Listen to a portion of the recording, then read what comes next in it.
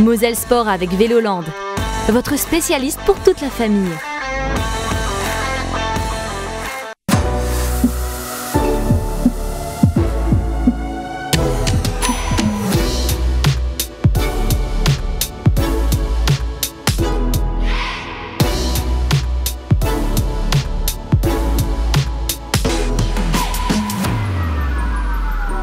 Salut les sportifs, salut les sportifs, bienvenue dans cette nouvelle édition de Moselle Sport.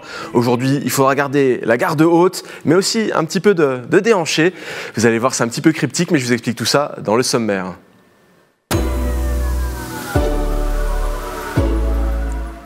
La Moselle va accueillir la délégation de volley brésilien pour la préparation aux Jeux Olympiques de 2024. Ce sera notre focus en première partie.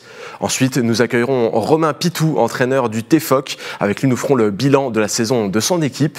Et enfin, il sera temps d'accueillir Flora Pili qui prépare un combat à Padoue pour une ceinture européenne. C'est de la boxe. Tenez-vous prêts. Pour le moment, on va remonter les chaussettes. Et c'est parti pour notre séquence Terre de jeu.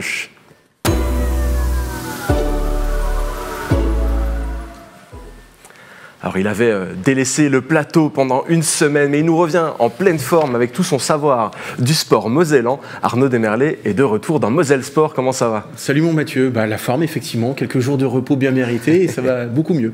Effectivement, ils sont bien mérités, mais tu vas avoir encore beaucoup de choses à nous dire aujourd'hui, j'en suis certain. Face à toi, on va retrouver deux invités du jour. C'est encore une fois la piste aux étoiles, comme tu aimes souvent le dire. Nous avons Romain Pitou, l'entraîneur du TFOC. Romain, comment ça va? Très bien, et vous? Ça va toujours très bien, oui, bien sûr. Et Flora Pili, qui nous prépare un combat très prochainement. Comment se passe la préparation? Ça va, tout s'est très bien passé. Maintenant, on a juste encore un peu et ça va. Super, on va revenir sur votre actualité à tous les deux. Mais avant tout cela, il y a un événement assez important. C'est l'officialisation de la venue des équipes de volley brésiliens pour la préparation aux Jeux Olympiques. C'est tombé la semaine dernière et c'est une excellente nouvelle. Arnaud, tu vas nous en parler. Oui, évidemment, je pense que Romain en parlerait mieux que moi, mais effectivement, le Brésil aujourd'hui, depuis même près de 20 ans, c'est la nation phare vraiment du volley, que ce soit chez les hommes et chez les femmes. Les équipes ont tout gagné, ont tout raflé. Les hommes, par exemple, au palmarès des Jeux Olympiques, puisque les Jeux Olympiques seront en France dans un peu plus de 15 mois. Donc, vainqueur en 2004 et 2016, finaliste en 2008 et 2012. Il n'y a qu'en 2020 où cette équipe a été un petit peu en dessous, en terminant 4e au pied du podium. Et chez les femmes, c'est pas mal aussi, puisque finaliste, par contre, là en 2020, vainqueur en 2008 et 2012 et 5e en 2016. Donc effectivement, c'est vraiment une prise de choix d'avoir cette nation forte du volley. Pour moi, c'est même la nation numéro 1 au monde en ce qui concerne les hommes et les femmes. Et même, je crois que c'est l'une de tes prochaines questions, c'est le beach volley aussi. Quand on parle beach volley, on pense tout de suite Copacabana, la plage, et pas simplement pour siroter un bon cocktail, mais aussi pour jouer au volley. Alors, on a vu les images d'Academos. C'est un des sites mosellans qui va avoir un rôle primordial pour l'accueil de ces délégations. C'est un petit peu le fleuron mosellan en matière de sport. Alors, si je voulais être très grand, je dirais qu'aujourd'hui, c'est un peu notre Clairefontaine à nous. Ce qui veut dire qu'effectivement, il y a beaucoup de délégations qui vont pouvoir préparer vraiment ces Jeux Olympiques là-bas. On a vu des images, il y avait l'équipe féminine de volley qui s'entraînait. On a reconnu notamment Isaline Sagé-Weider qui est passée par le TFOC et également par Nantes. Donc, effectivement, je vois très bien des délégations comme le Brésil venir s'entraîner à Academos, passer au hasard par le 111 de Terreville. En tout cas, c'est un très bon choix pour la Moselle, mais également pour le Brésil. Alors tu l'as dit un petit peu, équipe masculine, équipe féminine, équipe de beach volley, les U21, les U19. C'est pas une délégation au rabais, c'est une grande nation du volley. Certains pouvaient peut-être douter que la Moselle était capable d'accueillir ce type de délégation. Finalement, il n'en est rien. La Moselle tient son rang en ce qui concerne les Jeux Olympiques de 2024. Oui, je te rejoins totalement. Effectivement, en faisant signer le Brésil, la Moselle marque le coup, est impressionnant, marque les esprits, puisque c'est effectivement la nation phare, je le répète. Et effectivement, comme tu le dis, que ça soit le beach volley, que ça soit l'équipe féminine, l'équipe masculine, c'est tout un groupe qui va venir. Donc là aussi, je pense qu'en plus, si ces nations performent du côté de Paris lors de ces Jeux Olympiques, la Moselle sera fière, puisque finalement, elle leur a permis d'y contribuer. Alors, il y avait de la concurrence, plusieurs pays, plusieurs départements étaient sur la liste pour essayer d'attirer le Brésil. Il n'en est rien, c'est la Moselle et on écoute Patrick Weiten à ce sujet.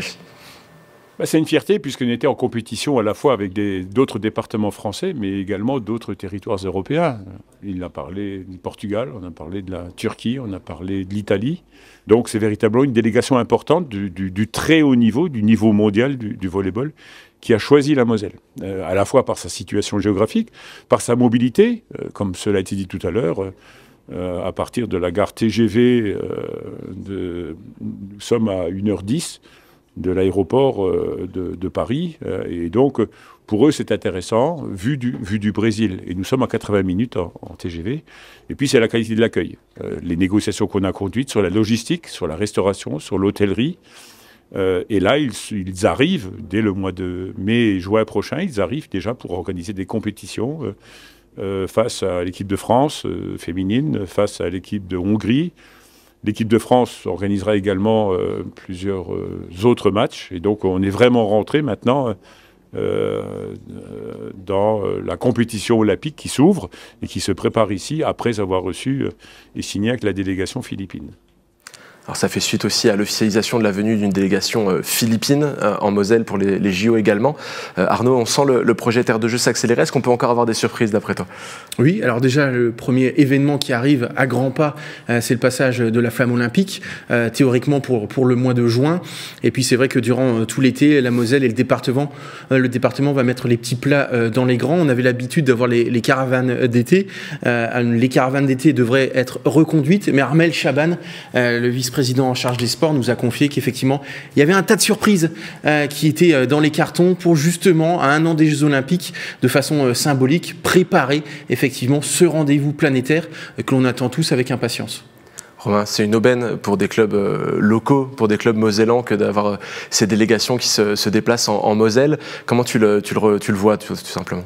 Moi, je vois que c'est la politique que j'aime. C'est une politique qui est ambitieuse. Il faut pas se mentir. Je pense que accueillir le Brésil, c'est s'assurer au moins une médaille olympique qui va être travaillée en Moselle. Donc, c'est exceptionnel. Et après, à tout le monde de tirer l'expérience qu'on pourra avoir. Donc, j'espère que les entraînements seront un petit peu ouverts à certains entraîneurs, que ça va retomber sur le territoire. Et je fais confiance à M. Weiten pour ça. Au niveau des personnalités qui étaient plutôt contentes, il y a aussi un certain Daniel Mrokowski, président du TFOC, ça ne te surprendra pas. Il s'est confié lui aussi à notre micro. Et on pense sincèrement que ça va être aussi profitable pour le TFOC. Le TFOC étant le seul club de très haut niveau dans le département de la Moselle, c'est évident qu'on aura des contacts avec ces équipes brésiliennes, que ce soit l'équipe féminine, l'équipe nationale féminine ou les équipes de jeunes. Je pense que c'est une occasion énorme pour le TFOC de continuer à progresser et de lier des relations avec une nation forte du volleyball mondial. Voilà, je pense que c'est vraiment un événement que tous les Mosellans doivent mesurer à sa juste valeur. Mathieu, il a clairement une idée derrière la tête, Daniel Mrokowski. Il a envie d'attirer des joueuses brésiliennes au TFOC la saison prochaine, dans un peu plus d'un an. Il l'a confié effectivement lors de la conférence de presse organisée par le département. Il a dit si on arrive à attirer une ou deux joueuses brésiliennes, ce ne serait pas de refus. Je ne sais pas ce que tu en penses, mais les réseaux sont déjà activés.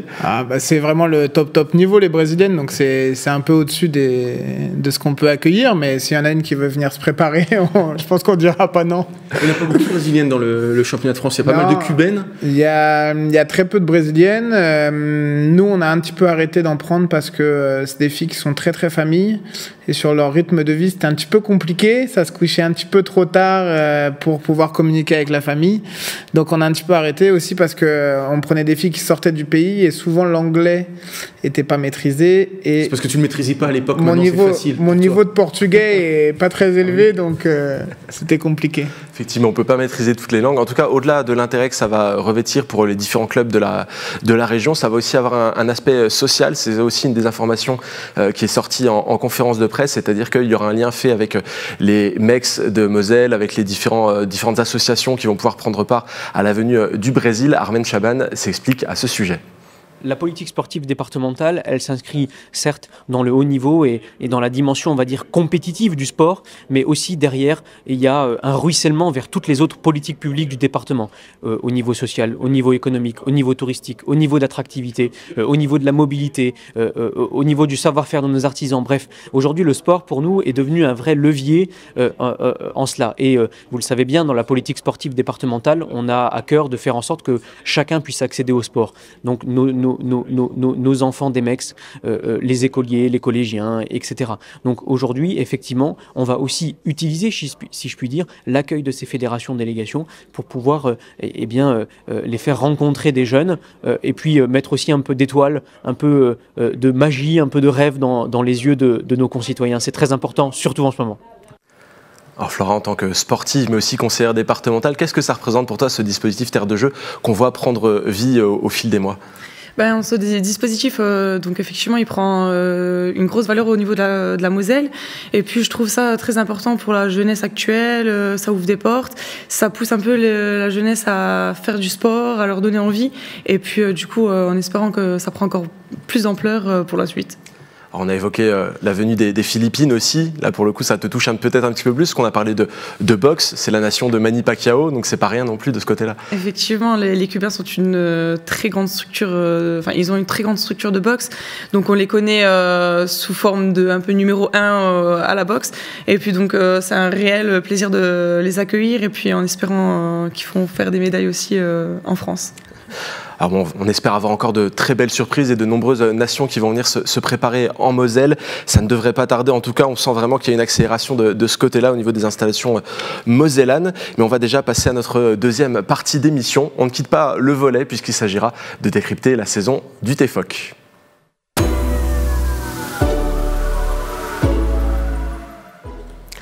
Alors c'est peut-être la dernière fois de la saison que nous aurons l'opportunité de débriefer ce qu'il se passe du côté du volley de Terville-Florange. Alors on a mis les petits plats dans les grands, on a tout simplement fait venir le coach pour nous livrer un petit peu ses impressions. Romain Pitou, l'équipe s'est fait malheureusement éliminer prématurément par Béziers en play-off. La saison régulière s'était pourtant très bien passée. Qu'est-ce que tu en tires de cette élimination un petit peu anticipée ?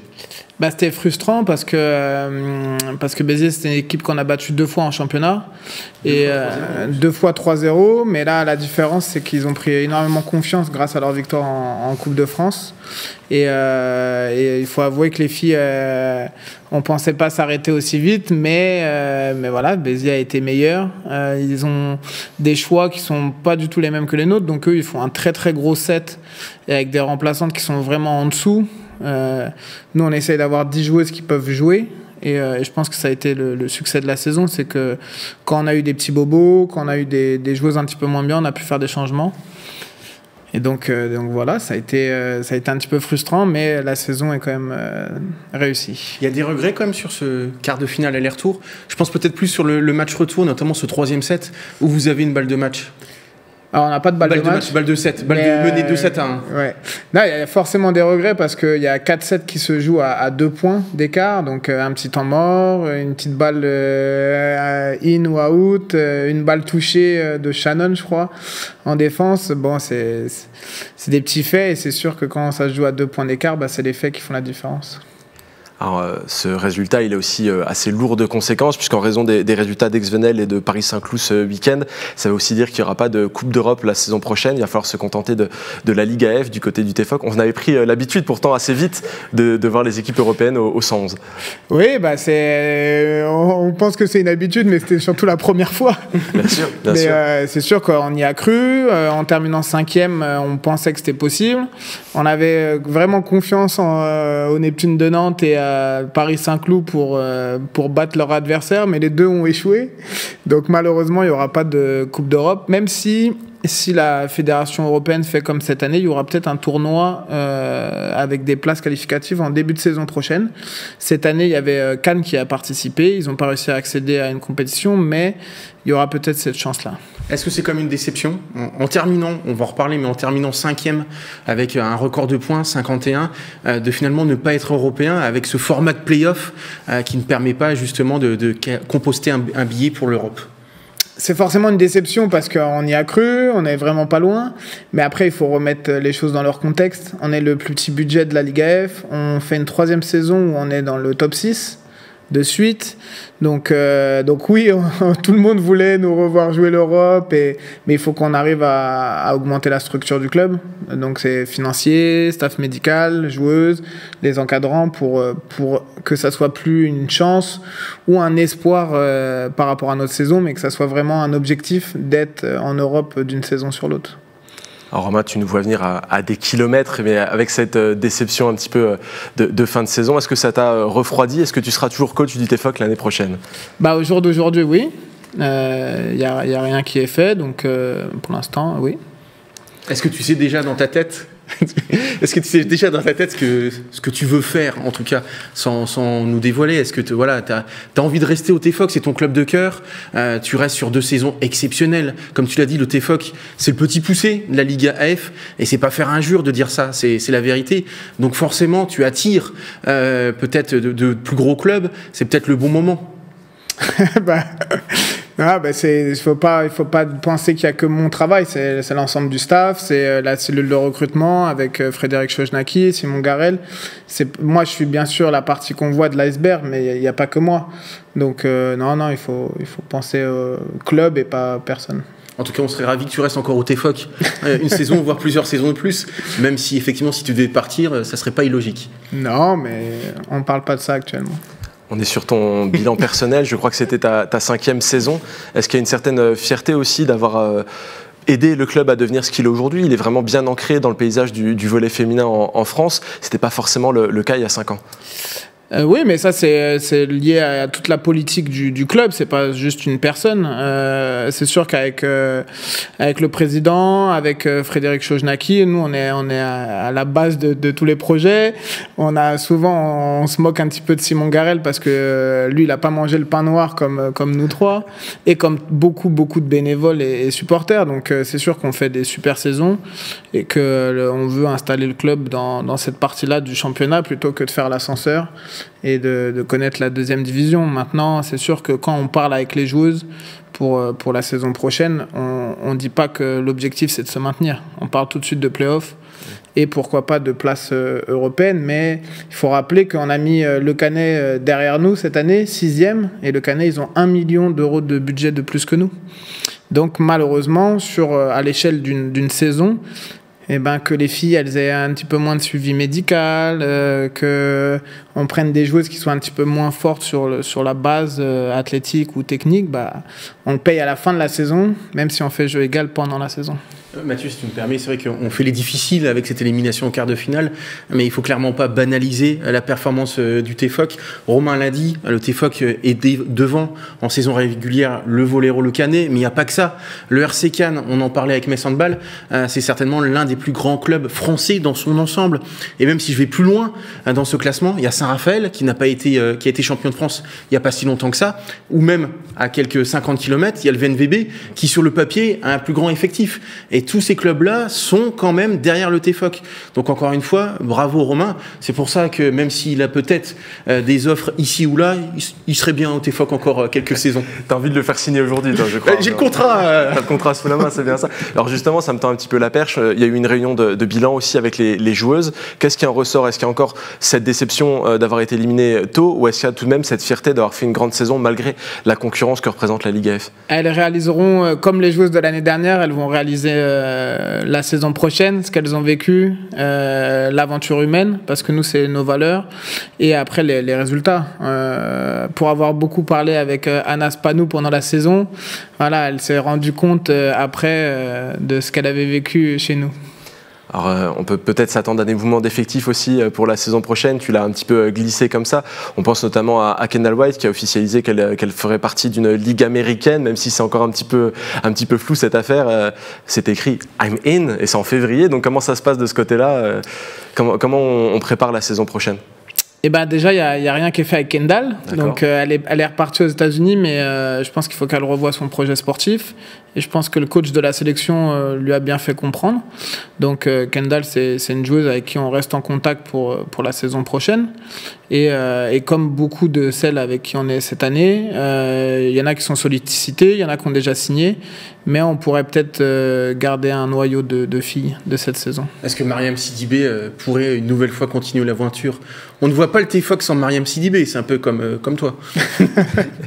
Non, Mariam, j'espère que pour elle et pour le club, elle va rester. Il va falloir suivre un petit peu les réseaux prochainement. Là, elle se repose. C'est encore une fois une joueuse qui a donné satisfaction cette année. Et pour en avoir parlé avec elle, c'est sûr que moi, je pense que c'est plus dur de faire une carrière en restant peut-être 12 ans de suite dans le même club que de changer tous les ans. Et c'est plus dur de satisfaire les mêmes personnes pendant 12 ans que de satisfaire un club tous les ans et de changer. Donc voilà, ça va être j'espère, des joueuses bases de l'année prochaine. Est-ce que tu sens quand même que la vision des gens, des joueuses a changé par rapport au TFOC? Comme tu le disais, ça fait 3 ans que vous êtes dans le top 6.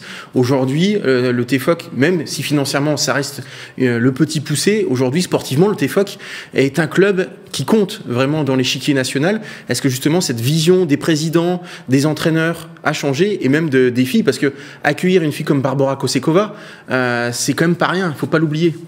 Oui, ça c'est surtout, je pense, le sérieux du club qui fait que la vision des joueuses change et donc qu'elles viennent beaucoup plus facilement, même si financièrement on reste derrière certaines propositions. Et après, quand on se déplace, oui, on a fait salle pleine à Nantes, donc c'était une vraie affiche. On a fait salle pleine plus écran géant à Béziers, où ils ont retransmis le match à l'extérieur parce qu'il n'y avait plus de place dans le gymnase. Donc c'est sûr que le TFOC maintenant est attendu quand on se déplace, alors qu'avant c'était plutôt le match où les gens faisaient l'impasse et allaient au resto plutôt que venir supporter leur équipe.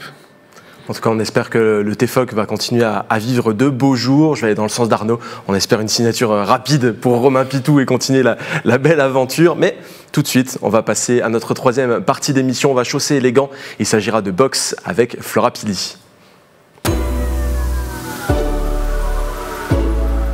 Alors Flora, l'actualité est belle pour toi. En octobre, tu remportais le titre de championne de France des super légers chez toi à Saint-Avold. Aujourd'hui, tu te prépares à aller conquérir une ceinture européenne. Comment ça se passe? Où est-ce que tu en es dans ta préparation? Parce que là, les jours sont comptés, ça approche. C'est ça. Donc là, oui, on a la fin de préparation, donc tout s'est très bien passé. On n'a pas eu de blessure, donc ça, c'est l'essentiel. Et puis maintenant, on joue vraiment sur la stratégie. On répète la stratégie qui est mise en place. Et puis, on a juste le poids, bien sûr, parce que c'est par catégorie. Et donc, voilà, c'est les 2 petites dernières semaines, on va dire, c'est plutôt de la gestion du poids et du combat. Comment on ajuste justement le poids, entre guillemets? Donc, c'est surtout faire attention à ce qu'on mange. Donc, on a quand même une alimentation qui est très, très sereine. Et puis, donc, pas de fast-food, forcément. Pas de bonbons, pas de sucreries et autres. Et puis, voilà. C'est difficile pour toi, ça, justement? On va dire que maintenant, c'est une habitude. Ça fait 15 ans que je suis dans la boxe. Donc, forcément, le corps, il est habitué. Donc, c'est de plus en plus facile. On a pu lire dans tes déclarations dans la presse que l'objectif sur ce combat, c'était d'aller chercher le KO. Il y a une volonté de ne pas laisser l'affaire aller au point sur un combat à l'extérieur en Italie. Voilà, effectivement, on sait tous qu'il y a de la tricherie, malheureusement, dans ce sport. Et donc, on ne va pas leur laisser cette chance de voler le combat. Donc, on va tout faire pour la mettre KO. Et puis, d'en arriver avant la limite, quoi. C'est une vraie crainte de ta part qui est, je reprends tes mots, une forme de tricherie? C'est une crainte, oui et non, parce que je vais toujours un peu l'avoir dans la tête. Mais après, voilà, là, on a fait une très grosse préparation axée justement sur la puissance. On a mis la stratégie en place, donc de l'arrêter avant les 10 rounds. Donc, on va tout faire pour, et j'ai confiance en mon staff et ma préparation. Alors, tu as évoqué la tricherie. C'est difficile d'en séparer ton adversaire, Sylvia Borto.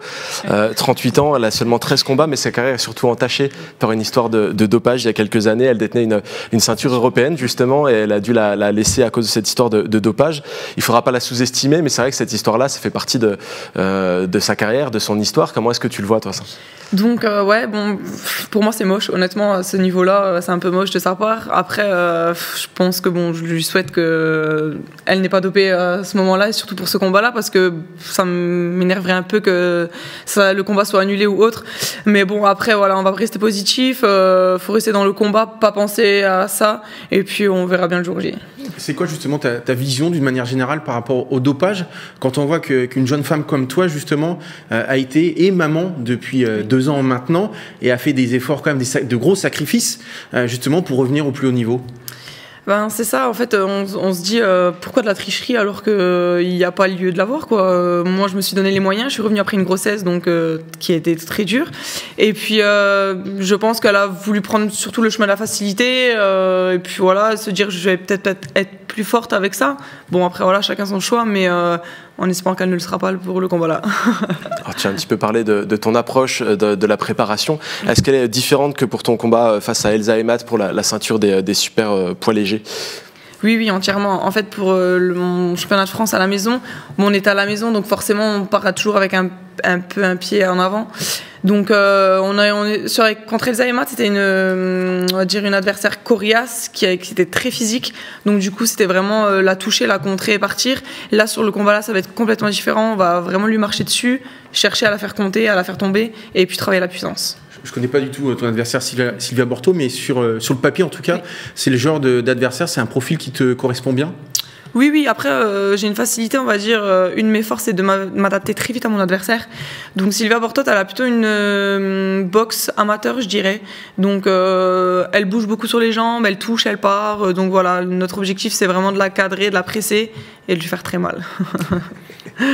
On retiendra les termes, à lui faire très mal, on vise vraiment le KO lors de ce combat. Ouais. Ce genre de mots, toi qui aimais aussi le sang, ça doit te faire plaisir. Au moins on y va, on sait quand on s'engage quand on va au combat avec Flora Pili.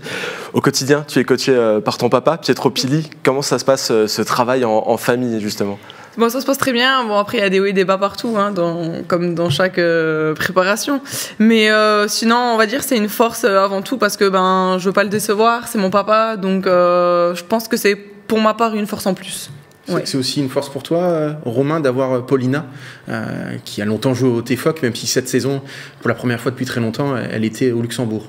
Oui, je pense que comme les sportifs, les coachs, on a besoin d'être soutenus. Et donc, avoir la famille ou notre femme, notre mari, c'est des choses qui sont très, très importantes. Et donc, je suis entièrement d'accord avec elle. Je pense que c'est plus une force qu'une faiblesse d'être soutenu par son conjoint, sa famille. Donc, c'est bien. Tu es issu du club de Saint-Avold, sans surprise, puisque c'est aussi ce club assez familial. La boxe est très bien représentée d'une manière générale dans le Grand Est, mais elle reste assez discrète. Comment est-ce que tu expliques ça, qu'elle ne soit pas un peu plus sur le devant de la scène, parce qu'on a quand même de beaux représentants? Oui, effectivement, je pense que c'est la boxe en elle-même qui a pris un peu une descente suite au Covid, aussi, je pense que la crise a fait beaucoup. Et puis après, c'est vrai qu'effectivement, il y a énormément de boxeurs niveau Paris, donc niveau Paris, ouais, au Parisien, ça boxe beaucoup plus. Peut-être est-ce que c'est notre région qui a toujours été un peu moins, je sais pas, mis en valeur par rapport au sport ou autre. C'est un peu compliqué à le savoir, mais c'est vrai que depuis le Covid, on a perdu énormément de licenciés quand même. La boxe pour toi, ça a toujours été une évidence, plus petite avec ton papa. C'était pas les autres sports. Alors pas du tout. Je faisais de l'équitation, une chose qui avait rien à voir avant. Voilà. C'est pas les mêmes contacts. Ouais, pas du tout. Et du jour au lendemain, à l'âge de 12 ans, j'ai dit papa, je veux faire de la boxe. Donc c'est parti comme ça, instantanément. Et puis mon papa, il n'était pas trop pour au début parce que bon, forcément, la fille se prendre des coups, il était un peu ouais, c'était pas trop pour lui, quoi. Et du coup, moi, c'est venu comme ça. J'ai commencé à faire les combats, j'ai enchaîné, et puis voilà, tout est venu facilement. Ouais, c'est ça. À côté de ça, tu es aussi conseillère départementale. Je ne voudrais pas finir l'émission sans en parler quelques minutes. C'est un engagement au quotidien pour la Moselle. Comment ça se traduit pour toi? Oui, c'est, on va dire, compliqué de tout conjuguer. Parce que du coup, j'ai une casquette de maman, de boxeuse professionnelle, j'ai un travail à côté et maintenant un mandat politique. Donc j'essaye de bien organiser les choses, de dégager le temps par rapport à mes périodes libres. Et puis, mais sinon, c'est très important, c'est très enrichissant pour moi. À l'âge de 25 ans, je pense que c'est une bonne opportunité qui a été prise. Et puis voilà, donc c'est aussi un objectif, je le vois comme un objectif et puis ça va.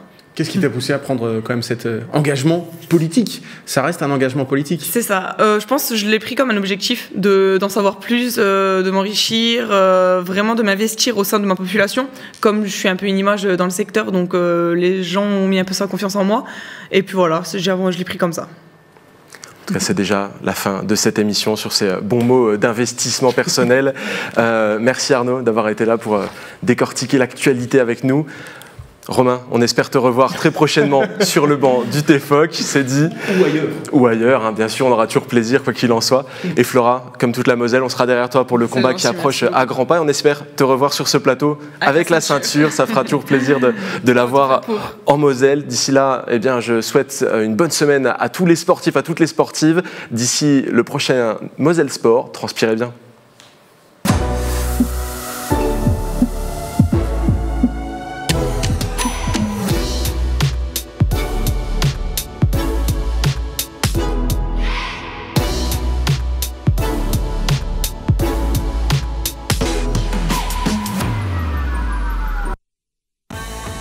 Moselle Sport avec Véloland, votre spécialiste pour toute la famille.